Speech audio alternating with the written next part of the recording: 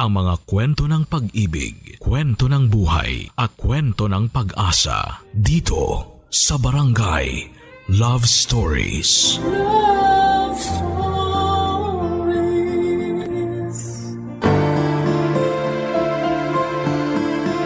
Yaman ng mga magulang ang magkaroon ng mabuting anak.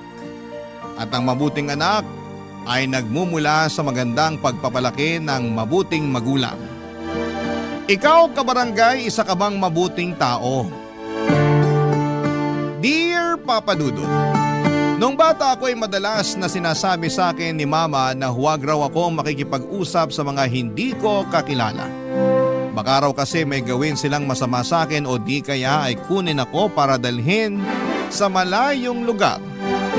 Ngunit nung tumanda na ako ay narealize ko na sa buhay natin ay meron tayong makikilala na mga estranghero na magiging malapit sa ating puso at ituturing natin na parang isang pamilya. Bago ako dumako sa sulat na pinadala ko sa inyong programa, Papa Dudut, ay pabati muna ng isang masaganang katanghalian sa inyong lahat at sa mga kabarangay natin. Tawagin niyo na lamang po ako sa pangalang Cecil, 30 years old at nagtatrabaho bilang layout artist sa isang private company sa Pasig City. Pero tubong Antipolo, Rizal kami ng pamilya ko. Doon ako sinilang at lumaki. Solong anak lamang ako ng Mama Edna pero kasama namin sa bahay ang lolo at lola ko na mga magulang ng nanay ko. Kung babalikan ko ang buhay namin noong araw ay masasabi kong may kahirapan. Lalo na't si Mama lamang ang nagtatrabaho sa amin. Dati dalawa sila ni Lola, kaya naman kaya pa naman niyang magtinda sa palengke noon. Pero dahil matanda na siya ay pinahintunan ni Mama. Bali cashier ang nanay ko sa isang 24/7 convenience store na malapit sa simbahan ng Antipolo at ang pasok niya ay 6 na araw sa isang linggo. Maliit lamang ang kinikita niya na siyang pinagkakasya namin na pambili ng pagkain at panggastos sa pang-araw-araw, Papa Dudut.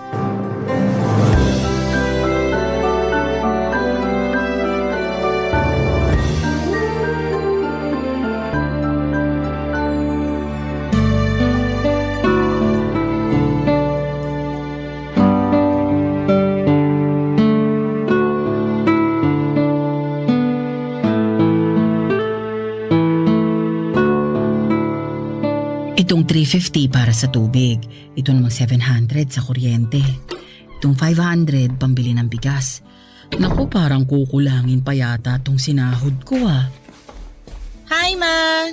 Oh nak, nandiyan ka na pala. Opo. Magmano ka muna. Mano po? Kaawaan ka ng Diyos.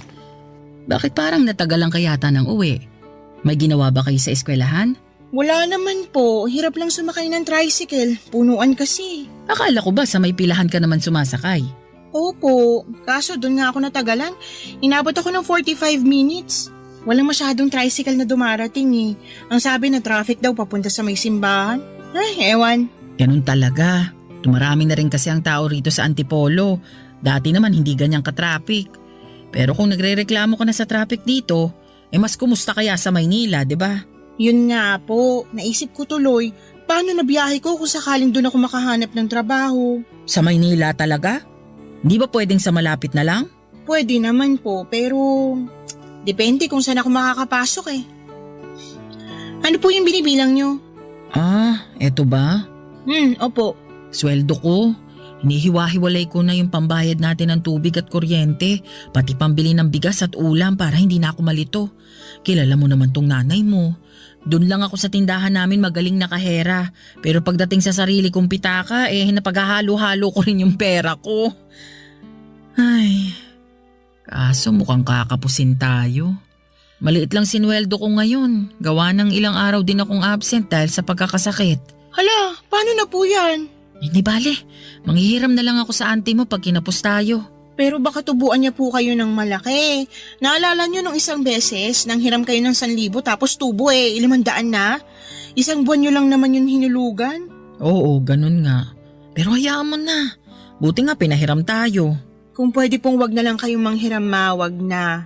Kalahati na lang po ng allowance ko yung ibigay niyo sa akin tapos yung kalahati, idagdag niyo sa mga gastusin natin. Hindi naman pwede yun, anak. Kaya nga ako nagtatrabaho para masuportahan yung pag-aaral mo. Kung kalahati lang ng kabuang allowance mong ibibigay ko, aba, mahihirapan kang pagkasyahin yun. Ako na pong bahala doon. Kaya ko pong pagkasyahin yun. Tsaka, tulong ko na lang po yun para sa pamilya natin lalo wala pa naman akong trabaho. Kahit na. Pero wag mong mamasamain ha. Nagpapasalamat ako dahil sa edad mong yan naiisip mong tumulong sa pamilya natin. Kaya lang nag-aaral ka pa.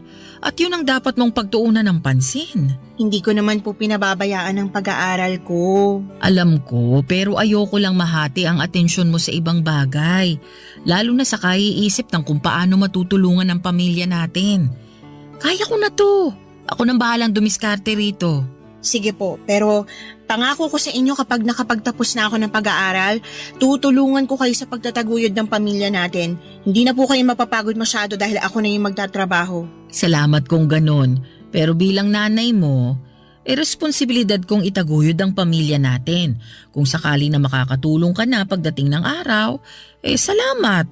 Pero wag mo pa rin kalilimutan ang sarili mo. Dapat ma-enjoy mo rin yung perang pinaghihirapan mo.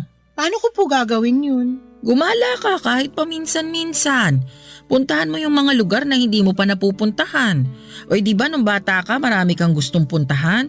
Pangarap mo ngang makapunta sa Baguio, saka sa Ilocos kasi gusto mong magpicture dun sa vegan. Gawin mo yun hanggat bata ka at malakas ka. Parang hindi ko naman po kayang gumala ng mag-isa. Gusto ko kasama ko kayo nila lolo at lola. Kung isasama mo kami, dyan lang tayo sa malapit makakarating. Alam mo naman ang lolo at lola mo, napakabagal maglakad. Tatamarin ka na lang umalis ng bahay. Sobra naman po kayo kina lolo at lola. Ay, nagsasabi lang naman ako ng totoo. Sige po kayo, baka marinig kayo ni lola.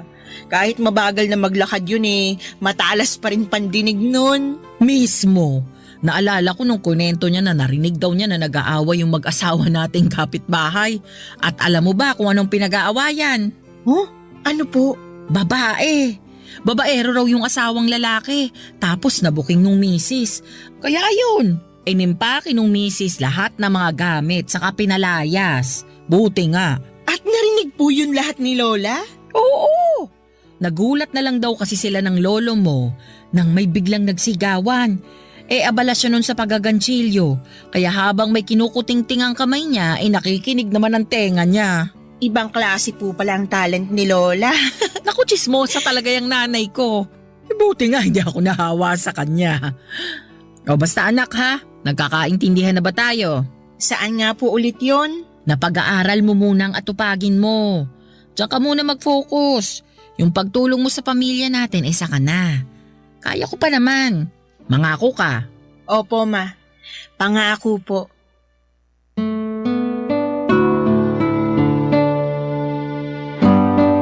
Papadudot kahit na mahirap lang ang pamilya namin at simple lang ang trabaho ni mama ay masasabi ko naman na napakabait niya. Mana siya kina lolo at lola na bukod sa mapagpakumbaba ay down to earth din o yung bang makamasa. Kilala rin sila sa lugar namin bilang mga mabubuting tao. Kaya nga proud na proud ako kay mama at sa pamilya namin at nangako ako sa kanila na kapag nakapagtapos na ako ng pag-aaral ay tutulong ako sa pagtatrabaho papadudot.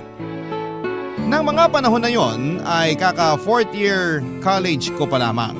Medyo dumarami ang mga gastusin sa eskwelahan kaya naisipan kong mag-working student. Nagsabi naman ako kay mama na nung una ay tinutulan niya. Baka raw kasi mahirapan akong pagsabayin ang pagtatrabaho at pag-aaral. Pero sinabi ko na kakayanin ko lalo na at marami rin naman akong bakanting oras. Pumasok ako sa isang karinderya bilang all-around serbedora at dishwasher papadudot.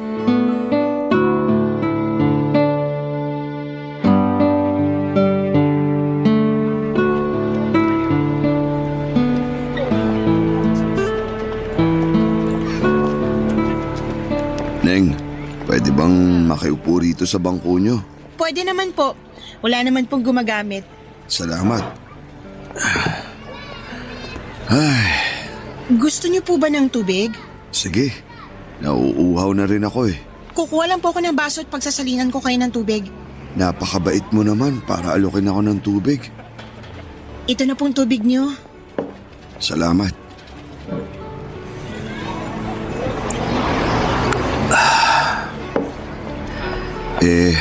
Magkano ba to? Babayaran ko. Naku, hindi na po. Libre po yan. Talaga?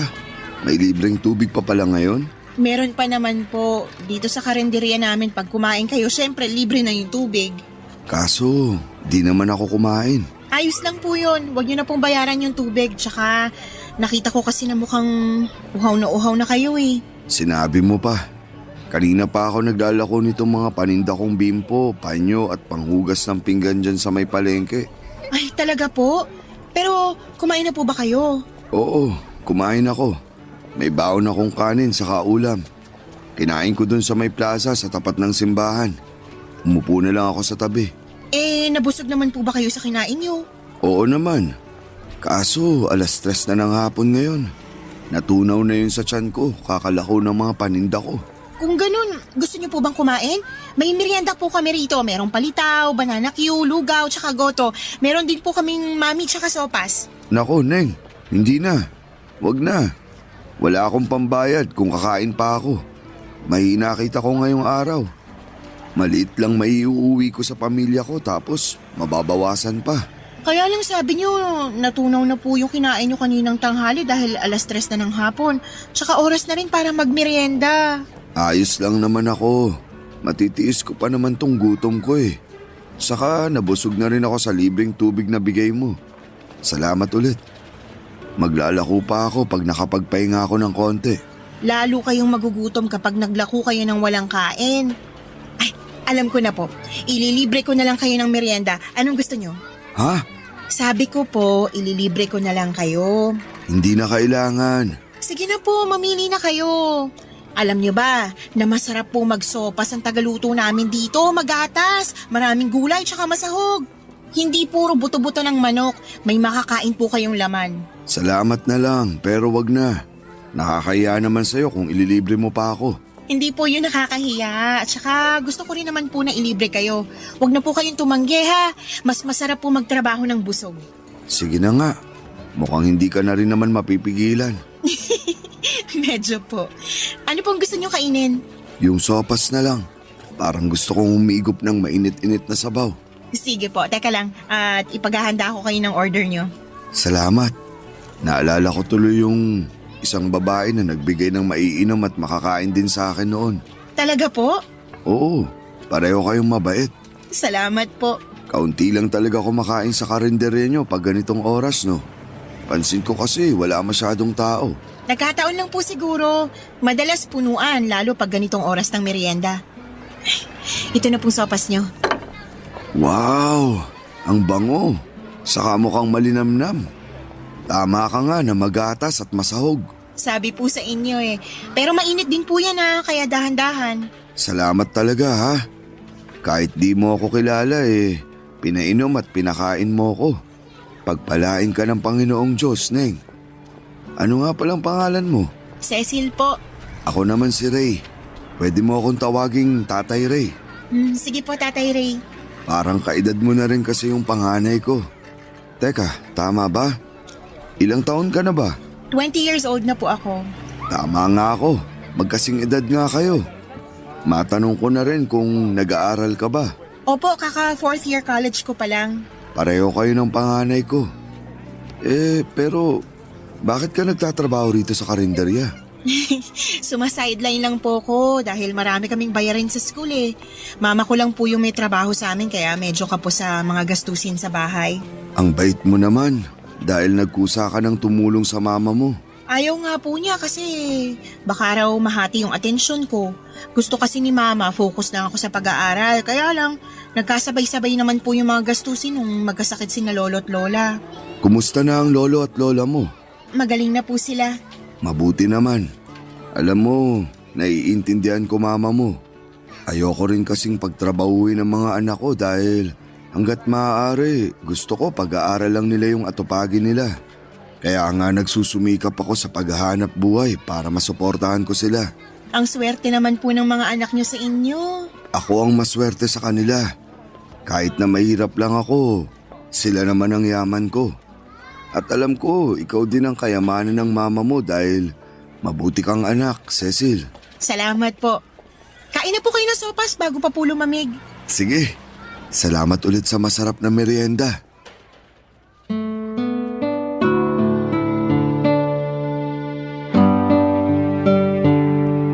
Papadudot napakabait ni Tatay Ray. Bagaman bakas sa mukha niya ang pagod dahil sa ilang oras na paglalakad at paglalako ng mga parinda niya ay hindi naman nawala ang determinasyon sa mga mata niya. Kaya kahit ako na pagod na rin ng mga panahong yon, ay para bang nahawaan ng lakas at katatagan niya. Alam ko na maswerte ang mga anak ni Tatay dahil isa siyang masipag at responsableng ama. Nung umalis si Tatay Ray, Papadudot, ay hindi na mawala ang ngiti sa mga labi ko. Aminado ako na gumaan ang pakiramdam ko sa maiksi naming pag-uusap. At kahit na noon lamang kami nagkita, pakiramdam ko ay matagal na kaming magkakilala. Napakarami pa niya sanang gustong ikwento kaso ay kailangan na niya ulit magpatuloy sa pagtitinda. At habang pinapanood ko Barangay Love Stories. Barangay Love Stories. Papadudot, lumaki akong walang kinamulatang ama nang hindi nito panagutan si mama. Pero matapang akong tinaguyod ng nanay ko sa tulong na rin ng aking pinakamamahal na lolo at lola. Pinaramdam nila na walang kulang sa akin kahit na wala akong tatay sa pamamahay namin. Kaya nga hindi na rin ako nagdamdam sa sarili kong ama. Bagaman may mga pagkakataon na napapaisip ako kung anong pakiramdam nang mayroong tinatawag na papa o tatay. Nagpatuloy pa ang mga araw, dumalas ang pagdaan ni Tatay Ray sa kalendarya namin para kumain. May baon siyang kanin para makatipid at ulam na lamang ang binibili niya. Doon na rin siya nagmemeryenda lalo na kapag may extra siyang pera dahil maganda ang benta niya. Ako ang laging nagsaserve sa kanya kahit na dalawa naman kaming serbedora doon. Gusto ko kasi na makumusta siya at makakwentuhan saglit pagkatapos niyang kumain at kapag wala nang masyadong customer. Isang araw, wala akong duty sa kalendarya dahil may klase ako. Nung hapon na yon ay nakita ko si Tatay Ray sa may plaza malapit sa simbahan habang nakaupo sa isa sa mga bakanting upuan. Agad ko siyang nilapitan para kumustahin, Papadudot. Nalaman ko na kaunti pa lang pala ang benta niya tapos ay nadukutan pa siya. Awang-awa ako kay Tatay Ray kaya sinabi ko na gusto ko siyang tulungang magtinda. Nang una ay nagdalawang isip pa siya pero may karanasan naman ako sa pagtitinda. Lalo at sinasama ako ni Lola noong bata ako sa paglalako ng mga kangkong at talbos ng kamote sa barangay namin, Papadudot.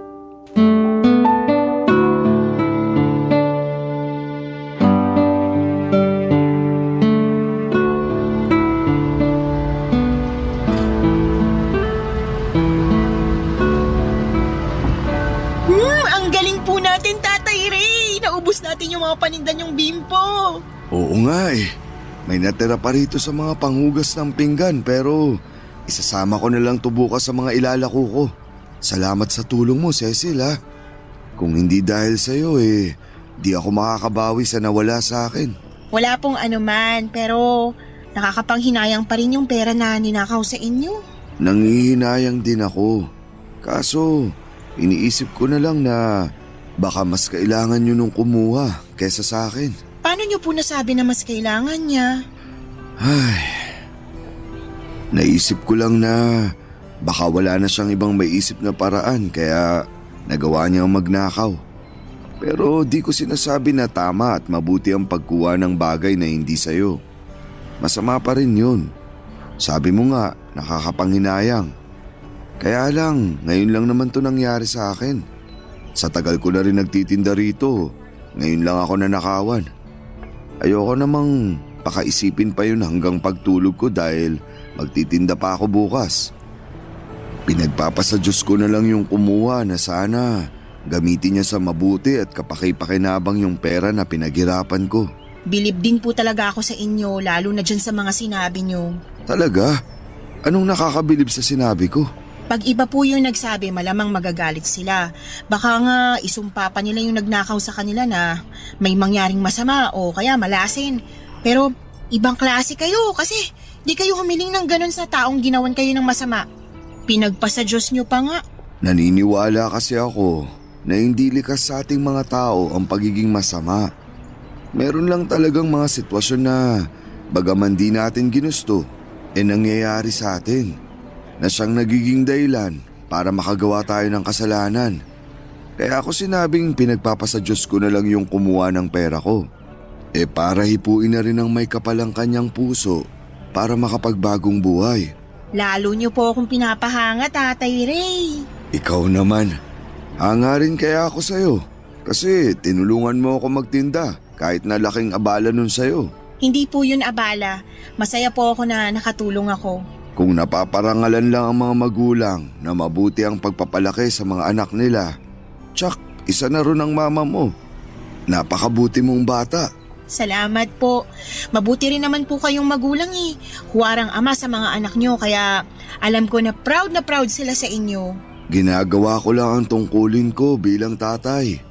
Gusto kong iparamdam sa mga anak ko na wala akong hindi magagawa para mabigyan lang sila ng maayos na buhay.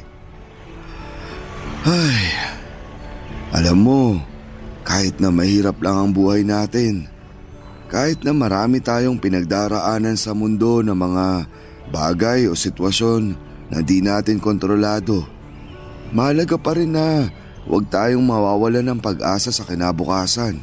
Ang ibig po bang sabihin nun, palagi tayong umasa sa mabuti? Oo, kasi nagiging maayos din naman ang lahat sa uli. Nasasabi ko to dahil marami-rami na rin akong pinagdaanan na trahedya sa buhay, lalo na nung binata ako. Tapos, napagtanto ko na di naman pala talaga nawawala ang mga problema o pagsubok sa buhay ng tao. Pero di rin naman yun namamalagi. Ibig sabihin, pwede po akong umasa na magiging mabuti ang sitwasyon ng buhay namin pag nakapagtapos na ako ng pag-aaral at nakapagtrabaho? Oo naman. Ngayon lang naman yung mahirap kasi nga mama mo lang yung nagtatrabaho.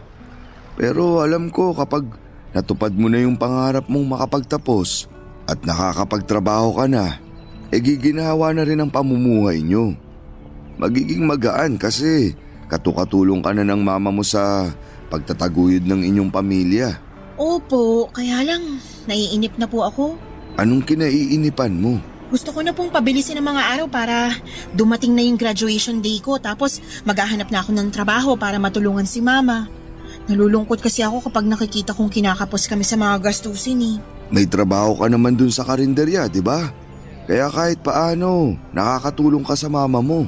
Pero madalas sa baon lang at pambayad sa mga project namin sa school na pupunta yung maliit kong kinikita sa pagtatrabaho sa karinderya. Kung may sumobra, dun ko lang naaabutan si mama. Kaso, madalas talaga sa idbuls ako. Kaya nga pagsikapan mong makapagtapos. Nang sa ganun mas malaki-laki ang kitain mo. Dahil mas maayos yung lugar na pinagtatrabahuan mo. Sayang naman din kasi kung iiwan mo ang pag-aaral mo. Lalo na't malapit ka ng graduate. Yan din pong sinabi ni mama. Kaya nangako na lang ako na tutulungan ko siya kapag nakagraduate na ako. Matutupad yun dahil mabuti ang puso mo. At anuman ang hangarin ng mga tao na may mabubuting puso, nagkakatotoo. Basta, huwag ka lang mapagod magdasal at magpatuloy sa buhay. Yan yung lagi kong sinasabi sa mga anak ko. Na mahal ko sila kaya handa ako magsakripisyo. At alam ko na ganun din ang nararamdaman ng mama mo sa'yo. Nagsasakripisyo siya dahil mahal ka niya. Papa Dudut, na-inspire ako ng sobra-sobra sa mga sinabi ni Tatay Ray. Napakarami niyang aral sa buhay na binahagi at hindi ipinagdamot sa akin ang gabing yon. Na-realize ko na napakarami ko pa talagang hindi alam sa mundo dahil sa edad ko. At mas lalo ko siyang hinangaan dahil sa pagkawais niya sa edad niyang yon. Dinagdag niya na hindi siya naging wais dahil marami na siyang nagawang tama, kundi naging wais na siya mula sa mga aral sa buhay na natutuhan niya sa lahat ng maling nagawa at pinagdaanan niya. Bukod doon ay mas nakilala ko rin siya at ang kanyang pamilya. Lalo akong nakumbinse na isa siyang mabuting padre de pamilya. Habang nagkwekwentuhan kami ni Tatay Ray ay bumili siya ng hamburger at palamig. Ako naman daw ang ililibre niya. Pagkatapos naming kumain ay hinatid niya ako sa sakayan ng tricycle at hinintay na makasakay ako para lamang masigurado na ligtas akong makakauwi sa amin.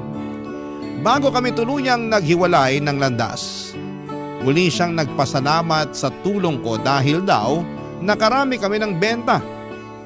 Sinabihan niya pa ako na hulog daw ako ng langit, kaya ingatan ako sa pag-uwi ko. Yun din naman ang hiling ko, na ingatan din siya para makauwi ng ligtas sa bahay nila, Papa Dudut.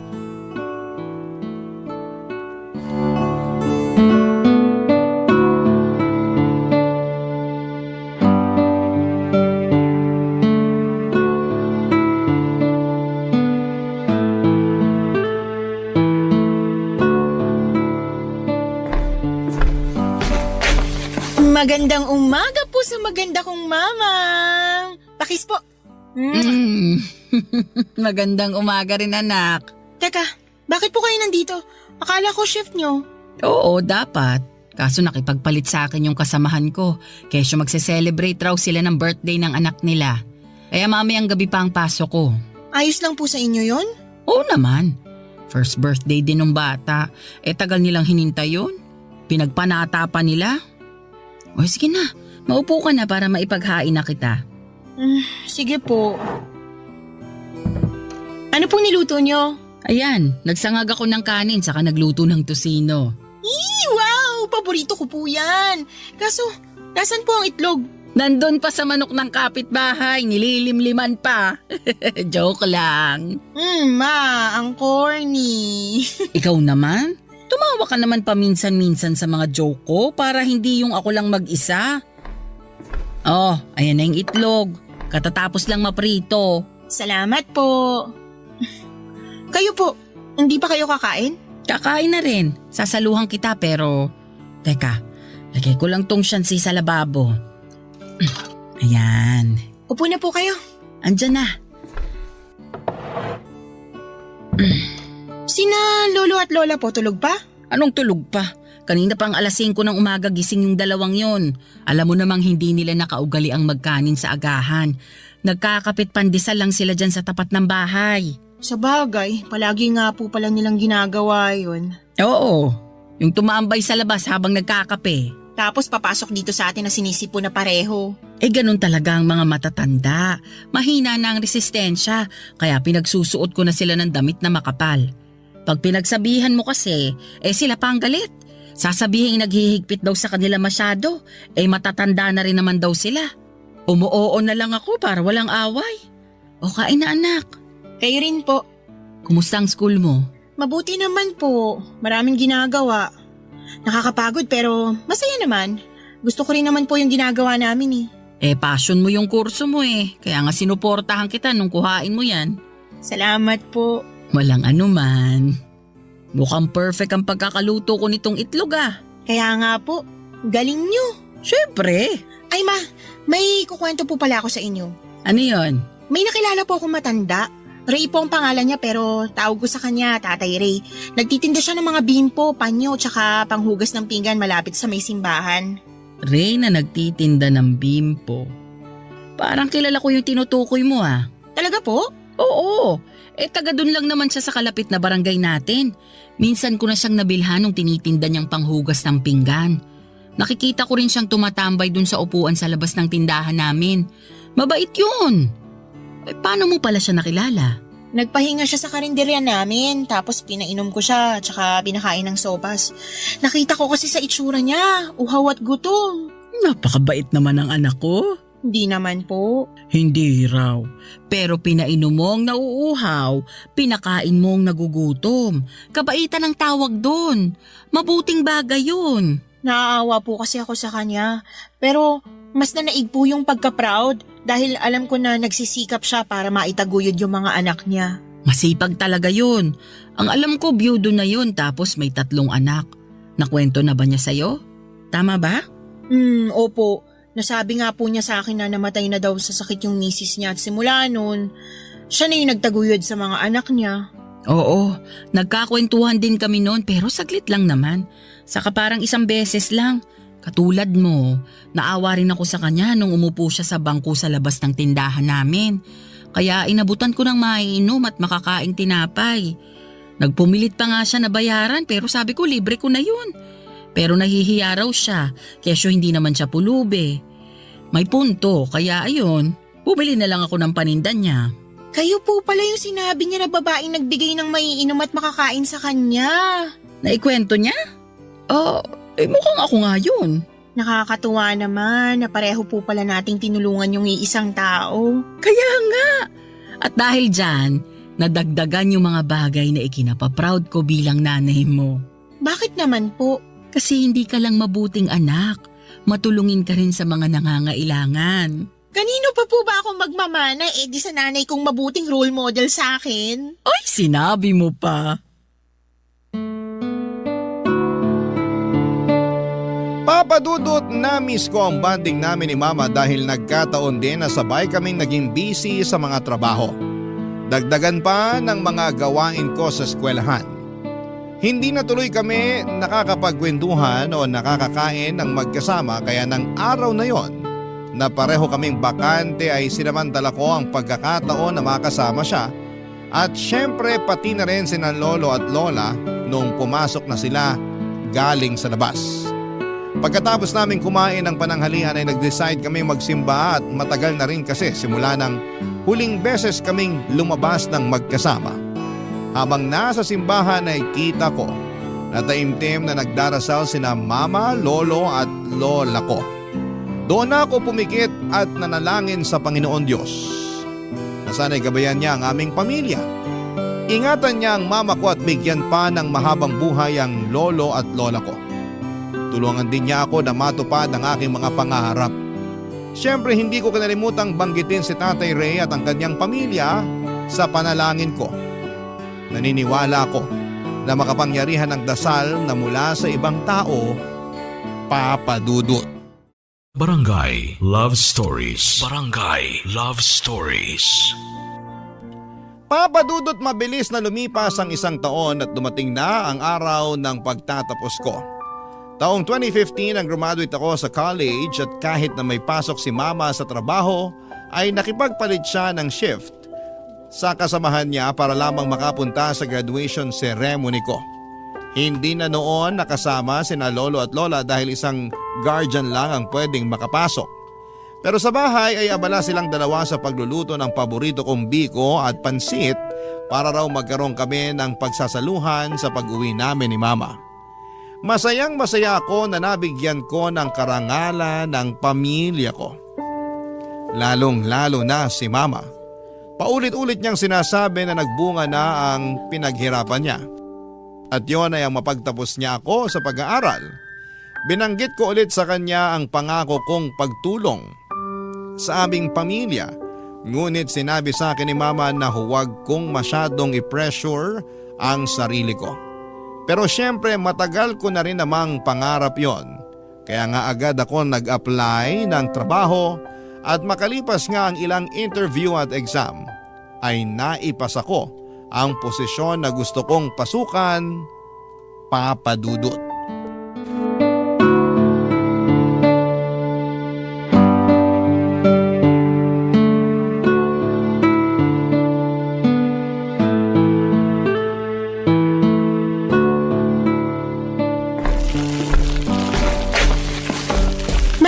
Nag-grocery po ako tsaka bumili na rin ako ng ulam natin. Tapos may ibibigay po ako sa inyo.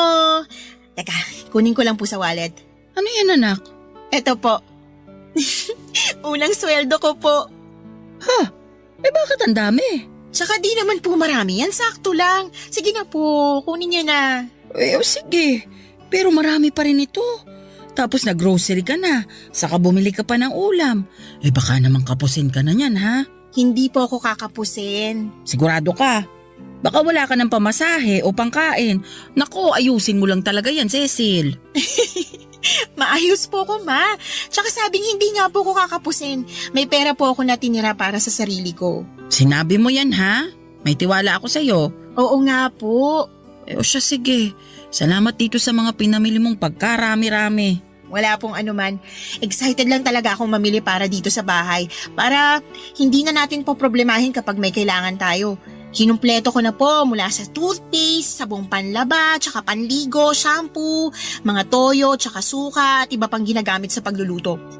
Ay, meron ding biskwit tsaka cupcakes na paborito ni Lola para pag nagutom siya kukuha na lang siya dyan. May kape rin na gusto nila ni Lolo. Naku, siguradong matutuwa ang lolo at lola mo. Napakabait mong apo Pangarap ko po to para sa pamilya natin Ngayon na may trabaho na ako, gusto ko lang to pa rin. Sa susunod na sweldo ko, plano kong ipagpagawa kayo ng salamin sa mata. Ha? Wag na, mahal yun. Kaya naman po ng sweldo ko. Tsaka, para maging malinaw na yung paningin nyo, diba? Naalala ko lagi yung sinasabi na malabo na talaga mga mata nyo.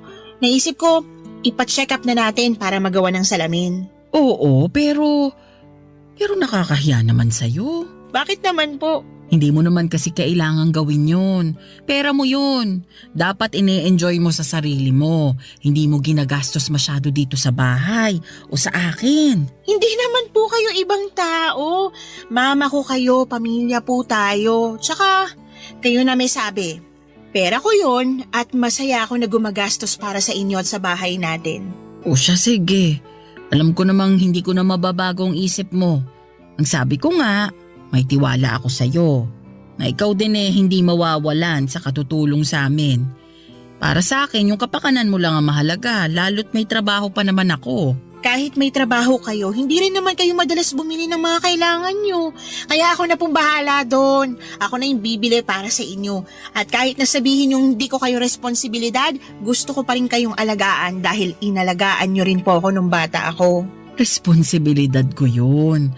Nanay mo ko Hindi ko lang kayo nanay. Kayo na rin pong tumayong tatay sa akin Doble-doble yung role na ginagampanan nyo sa buhay ko kaya malaking pasasalamat ko sa inyo, ma. Yung pagsasakripisyo nyo pa lang para mabuhay ako. Yung pagtatrabaho para mapag-aral ako. Lahat ng yun kulang pang salitang pasasalamat para matumbasan ko. Hindi mo naman kailangang tumbasan yung mga bagay na ginawa ko sa'yo. Sabi ko nga, nanay mo ko, anak kita. At ginagawa ng mga magulang ang lahat ng sakripisyo para sa mga anak nila dahil mahal nila sila.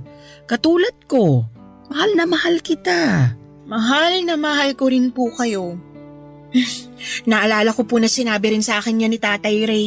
Ang ano? Na kaya nagsasakripisyo ang mga magulang dahil mahal nilang mga anak nila. Totoo yan. Ay, kumusta na kaya si Tatay Ray? Simula kasi nung umalis ako dun sa karinderya na pinagtatrabahuhan ko hanggang ngayon wala pa rin akong naging balita sa kanya Naging busy din kasi ako. Nakikita niyo pa po ba siya na tumatambay sa may tindahan niyo? Hindi na, pero nakita ko siya nitong linggo lang. Bumili siya sa amin tapos kinumusta ko siya. Buti wala masyadong customer kaya nakapagkwentuhan kami. Nalaman niya na ako pala ang nanay mo kaya tuwang-tuwa siya. Di na rin pala siya nagtitinda dahil nagkasakit daw siya. Kaya pinatigil na siya ng anak niya. Hala, magaling na po ba siya? Mukha naman siyang malakas. Kinukumusta ka nga niya Sabi ko ayun, busy ka sa trabaho. Sabi niya mag-iingat ka raw lagi at proud na proud raw siya sa'yo. Sana po magkita ulit kami ni Tatay. Diyan lang naman siya sa may kabilang barangay. Pwede mong sadyain kung gusto mo talaga siyang makita. Ang sabi niya, may tindahan na raw siya. Pinundar ng anak niya na sing edad mo nung nakagraduate at nakapagtrabaho na rin. Kaya sa bahay na lang daw siya nagtitinda. Hindi niya na kailangang mapagod kakalako ng mga paninda niya. Nakaka-proud din po sila.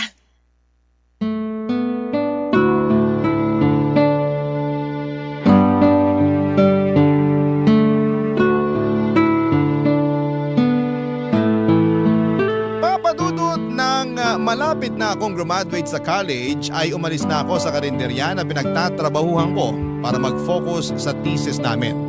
Kailangan kasi namin yung tutukan ng mga kagrupo ko. Simula noon ay hindi na kami nagkita pa ni Tatay Ray. Ewan, pero pag dumadaan ako sa may simbahan o pag binabagtas ko yung kalsada papunta sa palengke ng Antipolo ay hindi ko na siya nakikita sa dati niyang pwesto. Naisip ko tuloy na baka lumipat na siya ng lugar na pinagtitindahan o tumigil na sa pagtitinda. Kaya nga masayang masaya ako na malaman ang balita na katulad ko ay graduate na rin ang anak ni Tatay na nag-aaral. Masaya ako dahil katulad ni Mama, nagbunga na rin ang pagsisikap niya. Wala akong ibang hangad kundi ang umasenso sila sa buhay at hindi basta makaraos lang. Yun din kasi ang pangarap ko para sa pamilya namin nila Mama, Papa Dudut. Alam ko na malayo pa pero malayo na. Kaya nga nagsusumikap ako ng gusto para maibigay ko ang mga bagay na salat kami noong araw. At syempre para mapatigil ko na ang mama ko sa pagtatrabaho. Isang hapon hindi ko inaasahan na muli kaming magkikita ni Tatay Ray nang pauwi na ako. Basta napaka-random lang noon. May pinuntahan daw siyang taga-hasa sa palengke at naisipan niyang maglakad na lamang pauwi para makapag-ehersisyo. Nagdesisyon kami ni Tatay na magmerienda sa isang lumihan sa kanto para makapagkwentuhan na rin, Papa Dudut.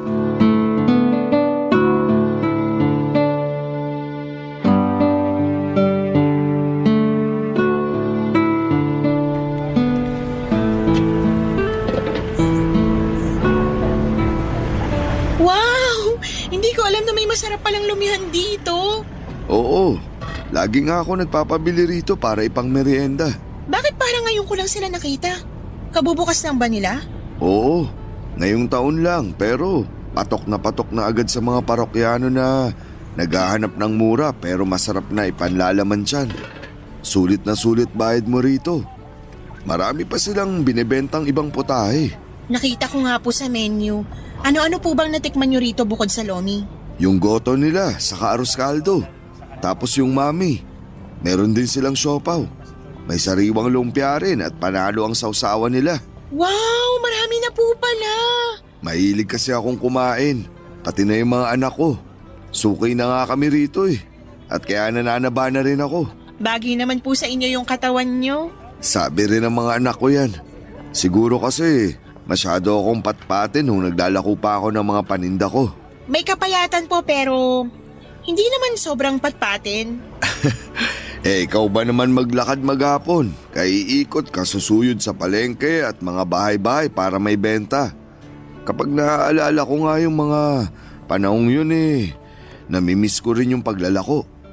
Oo nga pala, nagkita kami ng mama mo nung bumili ako sa tindahan nila. Ay opo, nakwento nga po ni Mama kasi nabanggit ko na wala na akong balita sa inyo.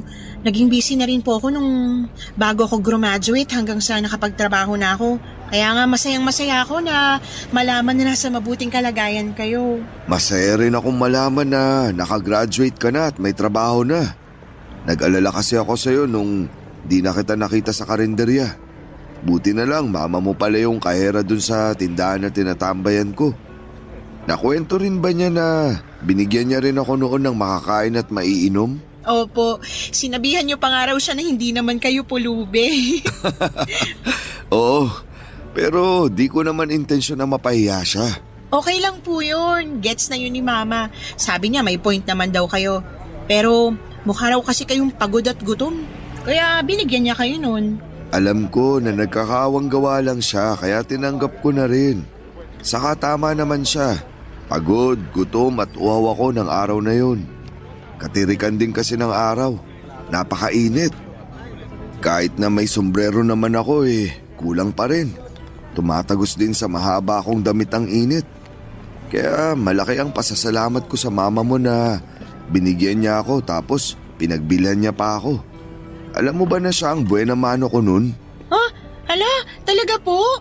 Oo, medyo inaalat pagtitinda ko nung umaga. Wala masyadong customer. Tapos pagod na rin ako. Kaya masaya ako na bumili siya sa akin. At pagkatapos nun, sunod-sunod na ang mga bumili sa akin. Halos maubos nga nun yung mga paninda kong bimpo. Masaya po akong malaman na marami pa rin kayong naging benta ng araw na yun. Oo, swerte ang mama mo eh. Maganda siyang buena mano. Pero syempre, alam ko dahil na rin yun nagsikap pa rin kayong makabenta. Hindi kayo sumuko kahit na inaalat kayo ng umaga. Umaasa pa rin kayo sa mabuti. Sa bagay, may tama ka. Yan po yung sinabi nyo noon sa akin, 'di ba? Huwag tayong mawawalan ng pag-asa dahil nagiging mabuti naman ang lahat. Oo, sinabi ko nga yun sa'yo. At masaya ako na sinaisip mo. Hindi ko po yun kinalimutan. Dala-dala ko sa puso ko. Simula kasi nang marinig ko yun sa inyo, gumaan-gaan yung loob ko.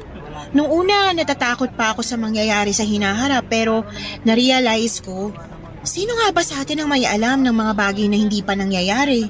Tanging Diyos lang.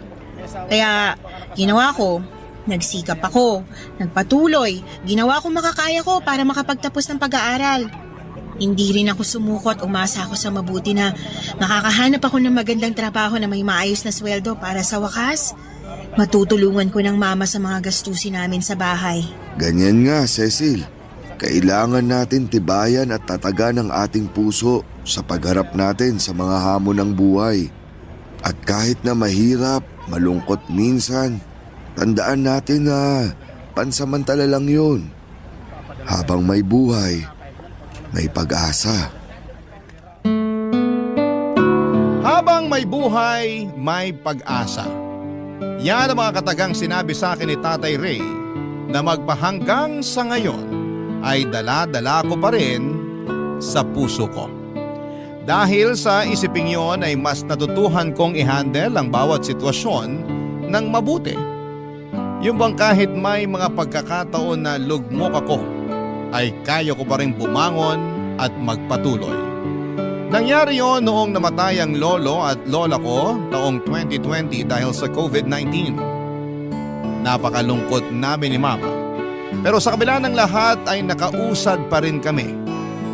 Sa kasalukuyan ay hindi na nagtatrabaho bilang kahera ang mama ko at nasa bahay na lamang siya. At ang pinagkakabalahan na lang niya ay ang panggaganchilyo, bagay na kinahiligan ng lola ko noong nabubuhay pa ito. Bukod doon ay palagi na rin kami nagtatravel ni Mama at sabay naming pinupuntahan ang mga lugar dito sa Pilipinas sa pangarap niyang mapuntahan. Pero noong nakaraang birthday niya ay nag-ibang bansa kami. Pumunta kami sa Taiwan at doon namin pinagdiwang ang kanyang kaarawan. Masayang masaya siya dahil first time raw niyang makapunta sa ganong kalayong lugar. Ako rin naman pero mas masaya ang puso ko dahil nabibigay ko na sa kanya ang mga bagay na pangarap lang namin noon. Maraming salamat po sa inyo, Papa Dudut, sakaling mapili po ninyong i-area. Barangay Love Stories. Barangay Love Stories. Nakakaantig naman talaga ang ating kwento. Ikaw ba, kabarangay? Nakarelate ka ba sa story natin ngayon? Kwentuhan naman tayo dito sa comment section. Nagustuhan ng iyong napakinggan? Ituloy yan via live stream sa www.gmanetwork.com/radio. Barangay LS 97.1 forever. Ang mga kwento ng pag-ibig, kwento ng buhay at kwento ng pag-asa dito sa Barangay Love Stories. Love stories. May mga sakit na dulot ng kahapon na mahirap takasan. Minsan ay para itong bisita na walang pasabi kung dumalaw sa atin. Ikaw, kabarangay, meron ka bang masakit na nakaraan na hinding-hindi malilimutan? Dear Papa Dudut, good day po sa inyo at sa mga nakikinig ng programa ninyong Barangay Love Stories. Ako nga pala si Edgar, 35 years old at taga Quezon City. Hindi po talaga ako mahilig sa radyo, pero isang beses ay napakinggan ko ikaw, Papa Dudut, sa taxi na sinasakyan ko nung pauwi na ako sa bahay namin. Natuwa talaga ako at nakarelate sa mga kwento na narinig ko, kaya naman naisipan kong sumulat sa inyong istasyon upang ibahagi ang pag-iibigan namin ng kababata kong si Iris. Magsisimula ang lahat noong nasa college pa lamang kami. Schoolmate kami ni Iris at naging kami noong high school pa lamang. Kung ilalarawan ko siya, masasabi ko na maganda talaga si Iris. Makinis ang balat, mahaba ang alon-alon niyang buhok at meron siyang magagandang pares ng mga mata. Mahal na mahal ko siya at para sa akin ay siya na ang babaeng gusto kong pakasalan at makasama habang buhay. Kaya nga palagi ko yung sinasabi at pinapaalala sa kanya.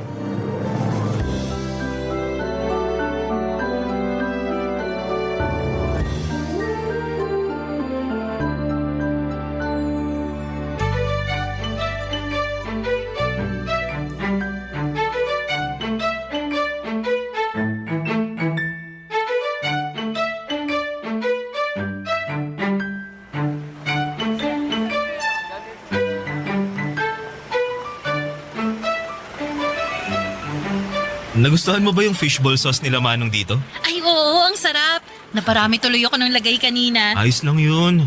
Kung gusto mo pa, magsabi ka lang ha. Libre ko. Naku, baka maubos naman yung allowance mo kakalibre sa akin ng fishball Sus! Mura lang naman yung fishball eh.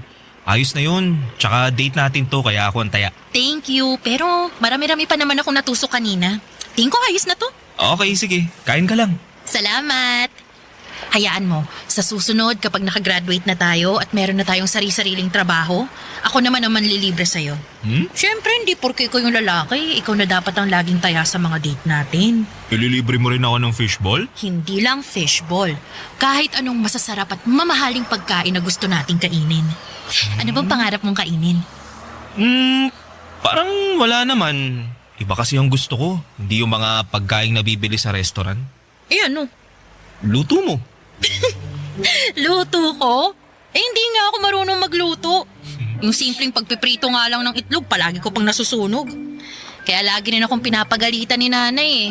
Paano raw ako mag-aasawa kung pagprito lang ng itlog eh hindi ko pa magawa ng tama? Anong sagot mo? Sabi ko, wala pa naman sa isip ko yung pag-aasawa kasi mga bata pa tayo. Tama naman, di ba? Oo, tama naman. Tsaka, nag-aaral pa tayo at yun ang mas focus ko. Kaya, pasensya ka na dahil hindi mo muna matitikman ang masarap na version ng luto ko. Dahil hindi ko pa yan priority na pag-aralan. Baka kasi pag sumarap ng mga luto ko isipin ng nanay ko na gusto ko na mag-asawa.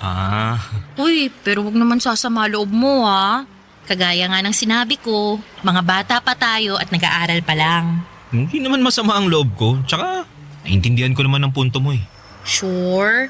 Promise? Sure. Promise.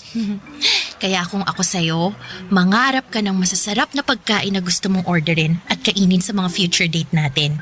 Kasi sagot ko na yan. Ako nang bahala. Sinisigurado ko sa'yo na magiging asensado ako sa buhay. Lalo na sa magiging trabaho ko.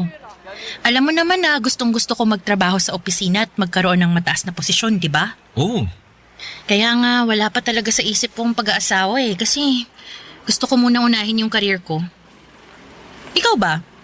Anong pangarap mo pagka-graduate natin? Ang makasal tayo.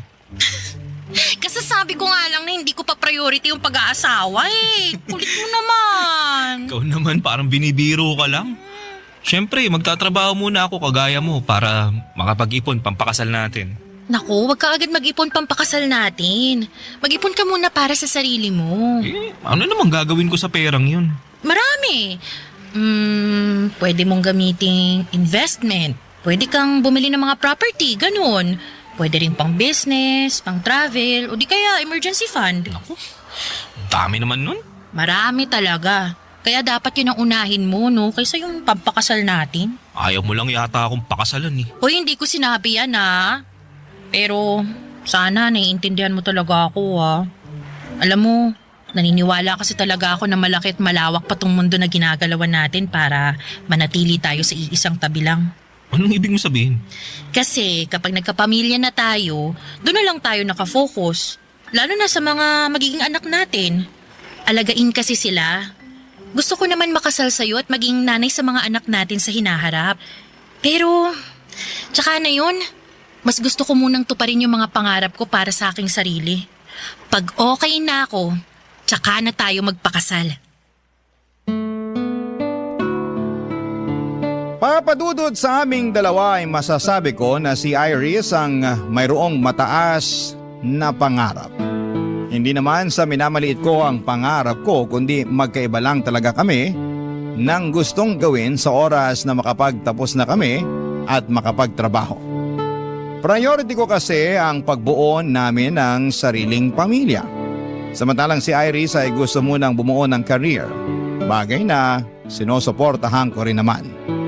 Hindi nga nagtagal ay natupad na nga ang isa sa mga pangarap namin ni Iris nang makapagtapos kami sa kolehiyo. At makalipas lamang ang isang linggo ay nabalitaan ko na may job interview na si Iris mula sa kumpanya na matagal na pala niyang inaplayan. Samantalang ako ay gusto munang magpahinga dahil nakakapagod mag-aral ng ilang taon. Noong natanggap ni Iris ang trabaho ay saka naman ako nag-apply ng mapapasukan. Hindi nagtagal, pareho na kaming may sariling trabaho at makaraan ng 2 taon ay nag-decide na kaming mag-live-in, Papa Dudut.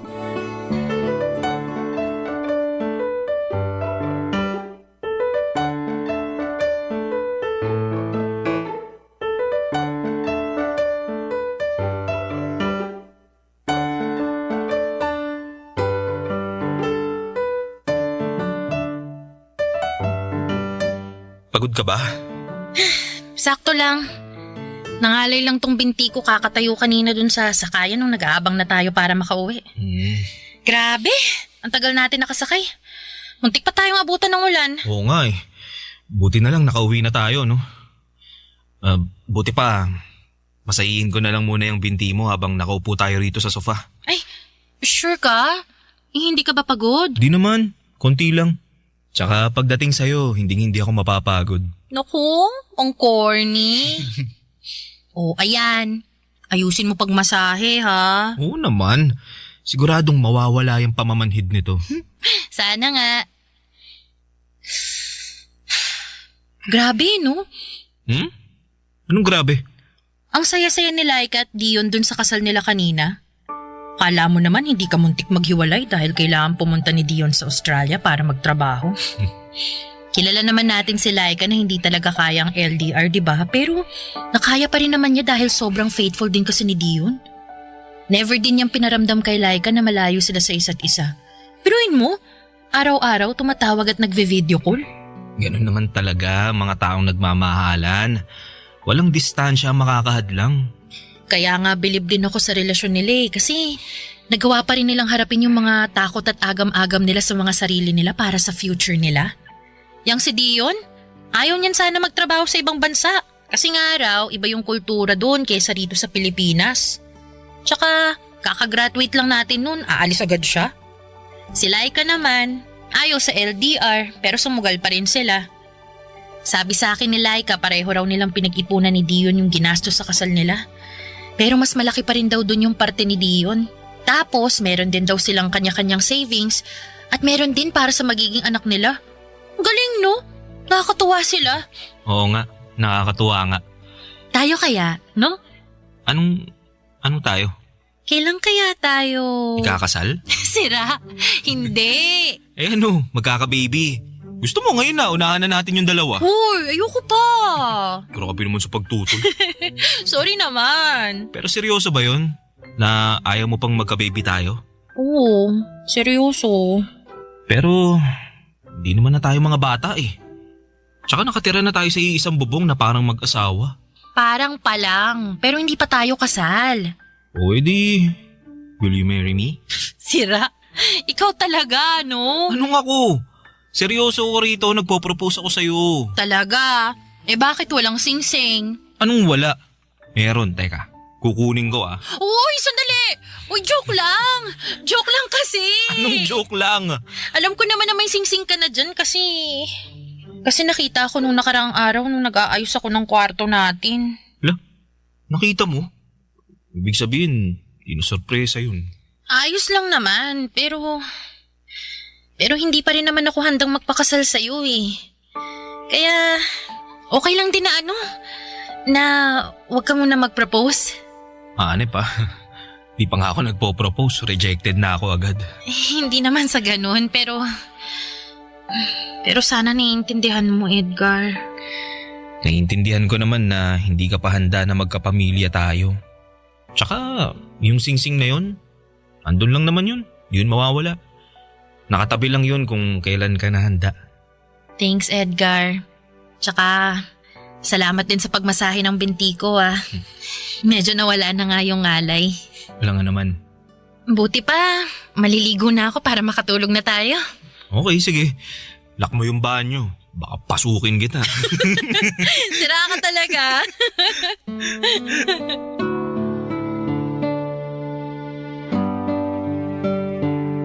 Papadudot, aaminin kong nalungkot ako sa pagtanggi ni Iris at bahagyang nadismaya dahil buong akala ko ay handa na siyang makasal.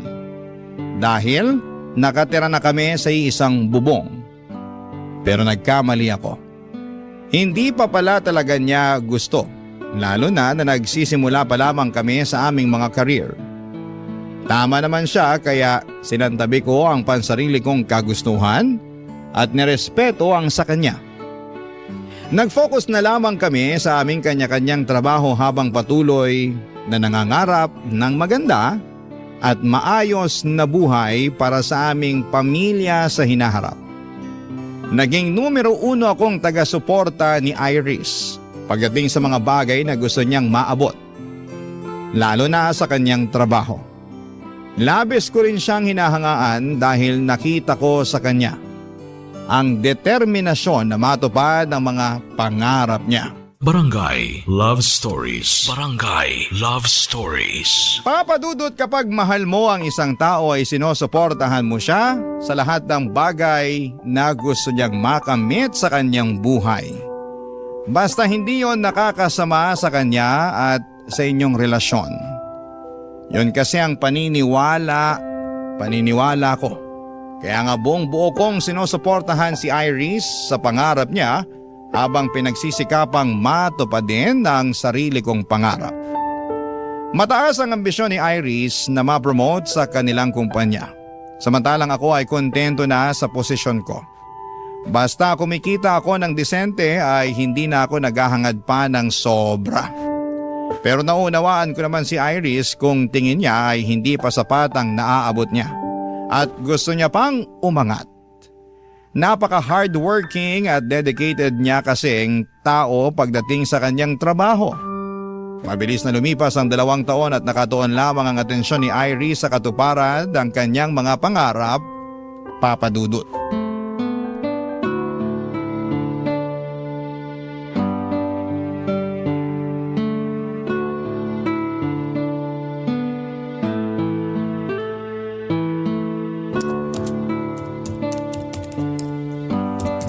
Babe, kanina ka pa dyan sa harap ng laptop mo Hanggang dito ba naman sa bahay? Nagtatrabaho ka pa rin? Grabe ka naman sa kanina pa. Mga 30 minutes pa lang naman ako nagtatrabaho Tsaka, kailangan ko na kasing gawin to dahil baka matambakan ako pag sa opisina ko pa to ginawa. Wala ngang alam yung boss ko kundi magparush ng trabaho kahit nga hindi pa nakakasayad yung puwet ko sa upuan. Gaano pa ba katagal yan bago matapos? Di ko alam. Ano ba yan? Anong ano ba yan? Ano ba to? Trabaho ko nga. Alam ko, nakikita ko. Pero gusto ko lang naman napansinin mo ko dahil malapit na ako magselos dyan sa trabaho mo Ano ka? Bata para magselos sa trabaho ko? Babe naman Yung kasi ang pinapalabas mo May paselos-selos ka pang nalalaman may trabaho ka rin naman. Meron nga pero ginagawa ko lang sa opisina at hindi ko inuuwi dito sa bahay natin. So, anong pinapalabas mo? Masama na kahit hanggang dito sa bahay nagtatrabaho ako? Hindi sa ganun, babe. Pero ang akin lang sana magkaroon naman tayo ng quality time. Yun bang tayo lang at wala kang trabahong ginagawa? Anong tayo lang? Magkasama naman tayo sa bahay Hindi pa ba sapat yun? Iba naman yun Paanong iba? Sige nga, ipaintindi mo sa akin kasi nabobo ko bigla Babe naman Wag mo akong ma-babe ha. Pinaglaanan kita ng ilang minuto para ipaliwanag kung anong ibig mong sabihin dyan kahit na busy ako rito sa trabaho ko. Yan na nga ang point ko. Palagi kang busy sa trabaho mo na ultimo rito sa bahay, nagtatrabaho ka pa rin kaya napapabayaan mo na ako. Paano kita napapabayaan eh hindi ka naman toddler para intindihin ko, di ba? Ano, batang paslit ka ba? Sabihin mo para ipagtimpla kita ng gatas at maipagheli kita nang makatulog ka na dyan. Iris naman eh. Akala mo yata nakikipagbiruan ako sa'yo eh, no? Itong mukhang to, tingnan mo, mukha ba ako nakikipagbiroan? Seryoso ako, Edgar. Alam mo, inistorbo mo na nga ako rito sa ginagawa ko. Sinira mo pa yung mood ko. Dapat chill lang ako lalo na't nasa bahay ako eh. Kasi wala yung maiingay kong kaopisina na puro chismisan lang ang alam. Pero heto ka, pinasasama ang loob ko dahil sa tantrums mo. Di ako nagtatantrums ha. Anong hindi? Eh anong tawag mo dyan sa ginagawa mo? Humihingi lang ako ng oras sa'yo. Pwes, busy ako. Sorry, kaya wala akong mabibigay na oras sa'yo. Kita mo nagkukumuhog na akong matapos tong ginagawa ko, tapos ini-stress mo pa ako? O di yan, imbis na natapos ko to agad, wala na. Bumagal ako lalo na kasi inistorbo mo. Sobra ka naman sa inistorbo. Bakit? Totoo naman ah. Naglalambing lang naman yung tao. Wag mo muna akong lambingin ah, kasi wala nga ako sa mood. Buti pa, lumayo-layo ka muna. Nakakapikon ka na. Nakakasira ka ng momentum eh. Wala ka bang ibang gagawin? Gumawa ka kaya ng kahit ano, wag mo lang ako istorbohin. Kaya Mut, alis na! Alis! Oo na. Makapagtaboy naman to. Ano tingin mo sa akin, aso? Bahala ka na mag-analyze, basta ako busy dito. Tsaka huwag ka munang bumalik sa kwarto ha. Ayoko sabi ng istorbo. Papadudot na uwi nga sa pagtatalo at tampuhan ng simple kong paglalambing kay Iris. Aminin kong nasaktan ako ng husto dahil hindi naman mabigat na bagay ang hinihiling ko. Nami-miss ko lang talaga siya at gusto kong magkaroon kami ng oras sa isa't isa na walang trabahong namamagitan. Pero pinanindigan ni Iris na mas importante ang trabaho niya kesa sa akin. Ilang araw din kaming hindi nagkibuan hanggang sa hindi na ako nakatiis at ako na ang nag-sorry. Naging okay din naman na muli kami at tulad nung dati ay inunawa at sinuportahan ko na lamang siya. Hanggang sa nagbunga ang pagsisikap ni Iris nang ma-promote siya sa pinaka-aasam-asam niyang posisyon. Kaya naman labis ang saya naming dalawa. Kaya lang papadudod ay doon pa lamang pala magsisimula ang pinakamalaking pagsubok sa aming relasyon. Dahil nga lalong naging busy si Iris sa kanyang trabaho, papadudod.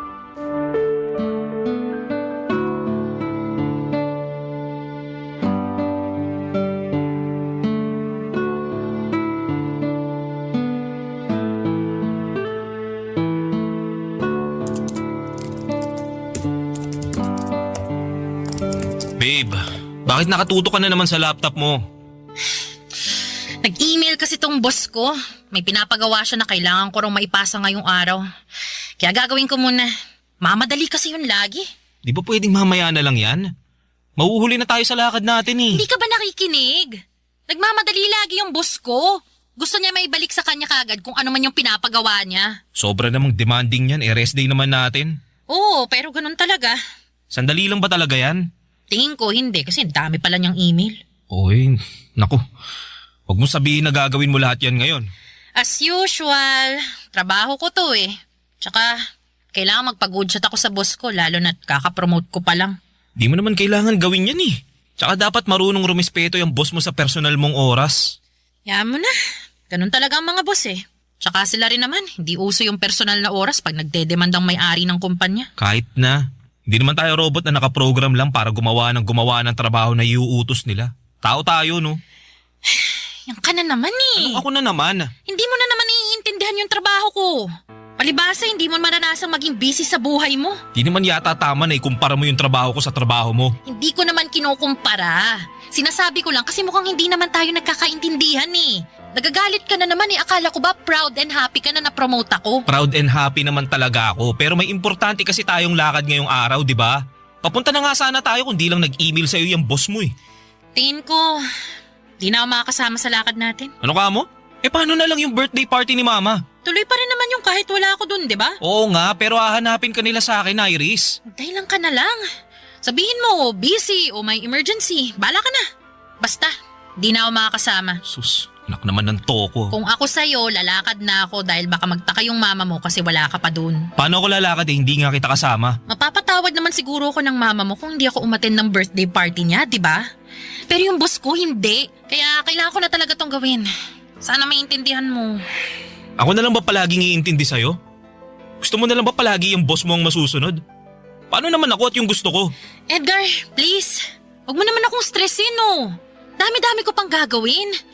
Nakikita mo ba tong sangkatutak na email sa akin? Di ko nakasalanan yan. Ginusto mo naman yan eh. Tsaka bahala ka ma-stress dyan. Buti pa alis na ako. Kung ayaw mo sumama, wag. Bahala ka sa buhay mo.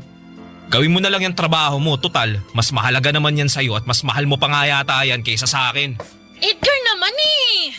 Huwag mo naman akong kontrolin. Pinagsasasabi mo.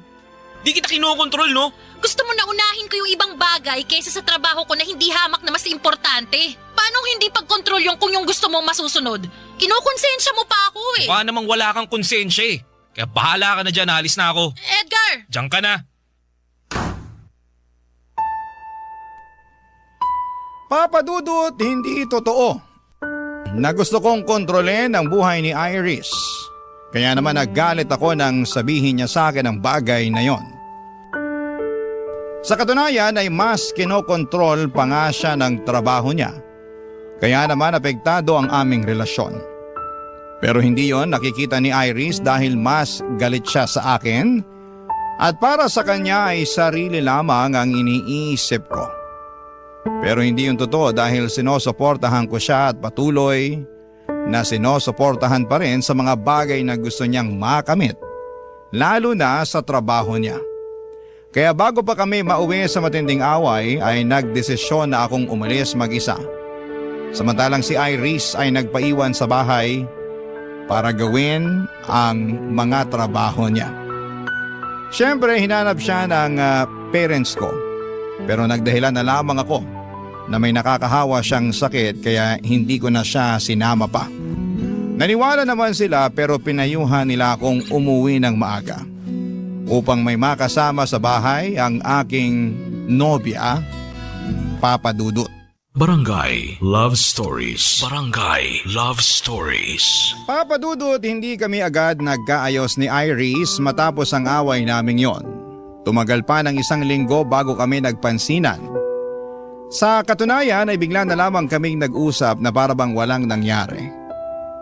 Noong nagtangka akong pag-usapan namin ulit ang away namin ay agad sinabi ni Iris na kalimutan na lang daw namin yon kasi ayaw na niyang ma-stress pa. Pero ramdam ko na malaki na ang pinagbago ni Iris lalo na sa pakikitungo niya sa akin. Oo, magkasama pa rin kami sa isang bubong at magkatabi sa kama pero mas gusto na lamang niyang nakatalikod sa akin kapag matutulog kami. Ayaw niya na hinahawakan, niyayakap o dinidikitan ko siya. Hindi na rin kami sabay kumain lalo sa hapunan dahil madalas na siyang ginagabi galing sa trabaho. At kumain na raw siya. Pag rest day naman namin ay natutulog lamang si Iris maghapon para makabawi daw ng lakas. O di kaya ay lumalabas siya para makipagkita sa mga kaibigan niya. Kaya nga naisipan kong bumawi sa kanya sa pamamagitan ng pag-aasikaso sa kanya at pagluluto ng paborito niyang pagkain nang sa ganon ay unti-unti ko ulit makuha ang loob niya. Kaso'y hindi naman pinapansin ni Iris ang mga effort ko hanggang sa isang gabi ay kinausap niya ako.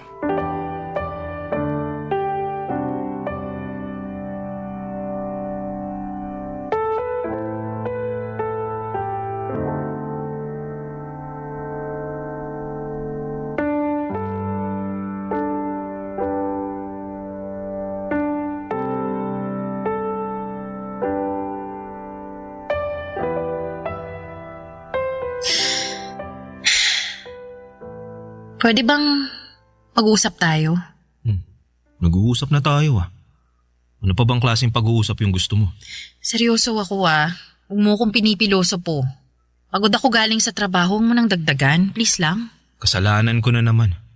Ikaw lang naman yung nagpapakapagod sa trabaho mo na akala mo pamamanahan ka sa kumpanya nyo. Kaya ganyan ka umasta. Anong sabi mo? Akala mo ba hindi ko napapansin na simula nung na-promote ka, mas lalo ka nang naging busy?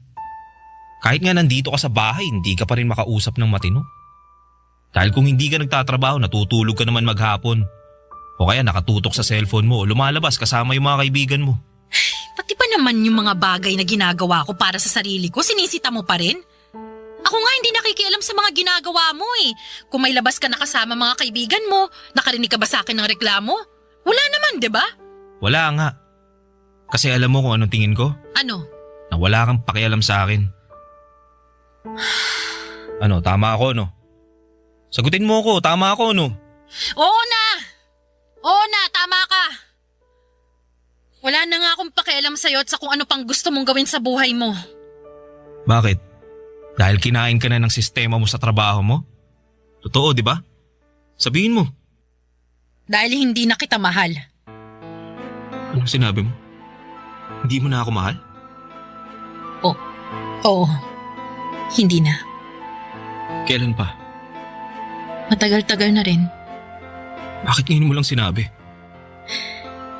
Kasi nga, tinitimbang ko pa yung nararamdaman ko eh.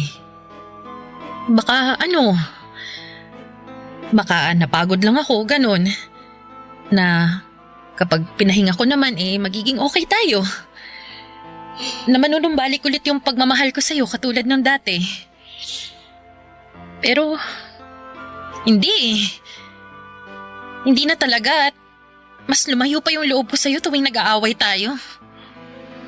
Wala lang akong sinasabi pero naiipon na yun sa loob ko eh. Hanggang sa isang araw, nagising na lang ako. Wala na talaga. Ayoko nang subukang ayusin yung relasyon natin. Mas mabuti pa na maghiwalay na lang tayo. Maghiwalay? Oo, Edgar. Sorry pero sana maintindihan mo. Malayong malayo na tayo sa dating tayo eh. Tsaka, tingin ko, hindi ko mabibigay yung pamilya na matagal mo nang gusto kasi nga, mas nakafocus ako sa career ko. Masaya naman ako sa ginagawa ko kaya naisasantabi kita. Na-realize ko na ang unfair ko sa iyo kasi pinaghintay kita ng matagal pero hindi pa rin pala sapat yun.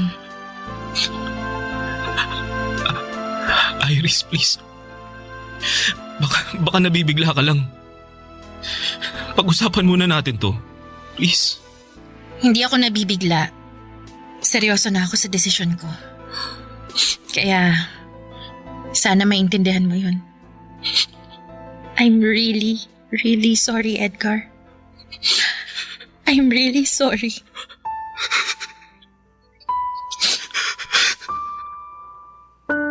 Papadudot masakit pa rin pala kahit na inaasahan ko na mangyayari ang bagay na yon. Hindi ko napigilang umiyak dahil para bang pinipiga ang puso ko sa tindi ng sakit. Nagmakaawa pa nga ako kay Iris pero ramdam ko talaga na ayaw na niyang ayusin ang aming relasyon. Kaya naman nagpaubaya na lamang ako. Siguro'y nagbago na lang talaga ang priority niya at hindi na ako doon kasama. Kaya nga kahit na malungkot ay kailangan ko yung tanggapin. Umalis na rin si Iris sa nirerentahan naming apartment at nakiusap siya na huwag ko na siyang kukulitin pa. Sa abot ng makakaya ko ay nirespeto ko ang kahuli-hulihan niyang hiling at nag-focus na lamang sa pag-move on. Papadudot, makalipas ang 9 na taon. Neto namang 2025 ay inadya ng kapalaran na magkita ulit kami ni Iris sa kasal ng common friend namin. At masasabi ko na kahit matagal na panahon na nang huli ko siyang nakita, ay hindi pa rin nagbabago ang itsura niya. Maganda pa rin siya katulad nung Iris na dati kong minahal, Papadudot.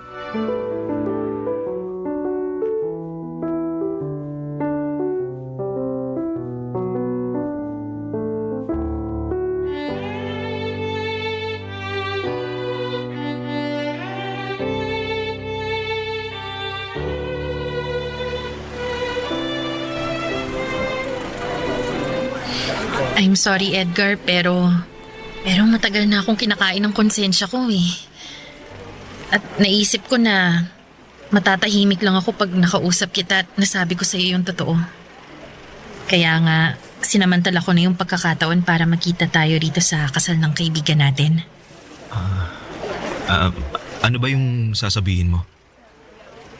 I'm sorry kasi nag-cheat ako nun sa relasyon natin. Akala ko ba nawalan ka lang ng pagmamahal sa akin? Totoo naman yun, pero kasi may iba na kasi akong nagugustuhan nun at yun nga, yung napangasawa ko. Boss ko siya eh. Simula nung napromote ako nun sa trabaho palagi na kaming magkasama. Mas madalas pa nga kaming magkasama kaysa sa atin kahit nakatira tayo sa iisang bubong. Tapos, ayun, hindi ko na napigilang mahulog sa kanya kasi mabait naman pala siya. Alaga, maaalalahanin. Bakit? Ganon din naman ako, di ba? Oo, pero malaki pa rin ang kaibahan nyo dahil mas mataas yung pangarap ng boss ko. Hindi kagaya mo na kontento lang sa kung anong meron ka. Linawin ko lang hindi naman masama yung gusto mo Oo, pero hindi tayo pareho ng gusto. Kaya mas nagustuhan mo yung tao na katulad mo. Ganun na nga. Kaya nga humihingi ako ng tawad sa'yo. Matagal na panahon na rin naman ang lumipas. Hindi na natin maibabalik yung nakaraan. Siguro, meron din talaga akong pagkukulang. Kasi masyado akong nakampante sa mga gusto ko. Di naman sa ganun kasi sinuportahan mo naman ako Hinintay mo pa nga na maging handa ako pero ako lang talaga yung may problema. Hindi ako naging handa sa'yo pero sa iba naging handa ako. Kagaya nga ng sinabi ko nakaraan na yun. Ang mahalaga yung ngayon. Hindi naman ako galit sa'yo. Nagtatampo, oo. Pero hindi naman kita matitiis Salamat kung ganun. Tsaka marami ka rin namang itinuro sa akin na natutuhan ko sa buhay nung nagkahiwalay tayo. Doon ko sinimulang punan yung mga bagay na wala sa akin. Mas inayos ko yung sarili ko. Mas nag-focus ako sa career ko kasi naisip ko na kung magkikita tayo isang araw at nalaman mong hindi pa rin ako successful, baka dismaya ka sa akin. Ikaw talaga? Di mo naman kailangan gawin ang bagay na yan dahil sa akin. Gawin mo yan para sa sarili mo. Ginawa ko na nga. Pero tama ka na hindi ko na dapat isipin na para sa'yo yun dahil matagal naman na tayong tapos Oo. Pero ano ba yung sinabi mo kanina tungkol sa asawa mo kaya hindi ka okay? Bakit? May nangyari ba? Meron. Kamamatay lang kasi niya nitong January dahil sa cancer. Kaya nga nasabi ko na medyo hindi pa ako okay. Ganun ba? I'm sorry at condolence. Ikaw, kumusta ka na? Single ka pa rin ba o may sarili ka ng pamilya? Meron na. May asawa na ako at 2 anak. Ganun ba? Oo. Kaya nga nasabi ko kanina na hindi ko na dapat isipin kung ano ang sasabihin mo sakaling magkita tayo ngayon. Kung successful ba ako o hindi. Kasi mas dapat kong isipin kung ano ang sasabihin ng pamilya ko. Lalo na ng mga anak ko. Kaya dapat maging successful ako para sa kanila.